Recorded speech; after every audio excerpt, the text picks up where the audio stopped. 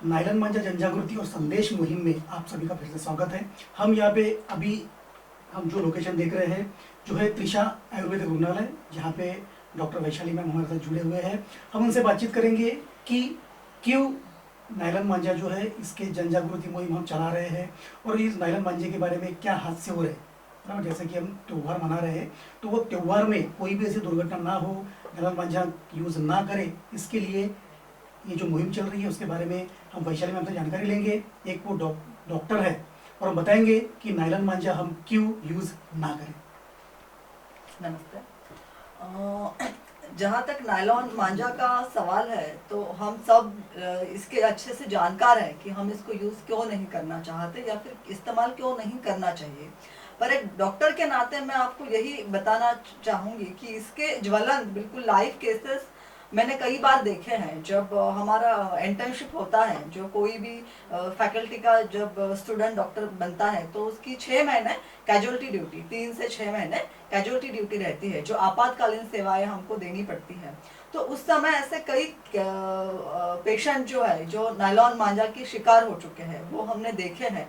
बिल्कुल गला पूरी तरह से कटने वाले से लेके हाथ कट गया, नाक कट गया, कान कट गया, ऐसे कई पेशेंट देख चुकी हूँ। इसलिए और उन लोगों का कोई संबंध रहता ही नहीं है, वो तो अपने रास्ते से एक तो जा रहे होते हैं या फिर एक तो गाड़ी पे वो कहीं ड्राइव कर रहे होते हैं। तो अभी कुछ आधा घंटा पहले हमारी बात चल रही थी व्हाट्सएप पे, ये मैंने इमेज देखा कि लाइव ऑन द स्पॉट एक बॉय नायलॉन मांझा गला पूरा कटने की वजह से चला गया। तो वो देख के मुझे आज फिर से उन दिनों की याद आई है कि नायलॉन मांझा, इस विषय को गंभीरता से लेने की बहुत हमको आवश्यकता है। हम तब तक इस विषय को गंभीरता से नहीं लेंगे शायद जब तक हमारा कोई परिवार वाला या हमारा कोई फ्रेंड इसका कोई जब तक शिकार नहीं बनता और हम लाइव ना देखें कि अरे हाँ इसको रोकना बहुत जरूरी है। तो मैं निवेदन ये करना चाहूंगी कि वो समय आने की राह मत देखो। आपकी एक जिम्मेदारी है। अगर आप चाहते हो कि आपके घर में, आपके रिश्तेदारों में, आपके परिचितों में ये हादसा किसी के साथ न हो, तो आपकी ये जिम्मेदारी है कि नायलॉन मांझा कहीं को इस्तेमाल तो नहीं कर रहा है। अगर आपके बच्चे पतंग उड़ा रहे हैं तो आपकी जिम्मेदारी है उनके साथ में आप रुकिए, क्योंकि सिर्फ नायलॉन मांझा एक तो विषय है, पर पतंग के साथ में भी कई हम आए दिन न्यूज़पेपर में खबरें पढ़ते हैं कि कोई कहाँ से गिर गया, टेरेस से गिर गया, सड़क से दौड़ते हुए गाड़ी के नीचे आ गया।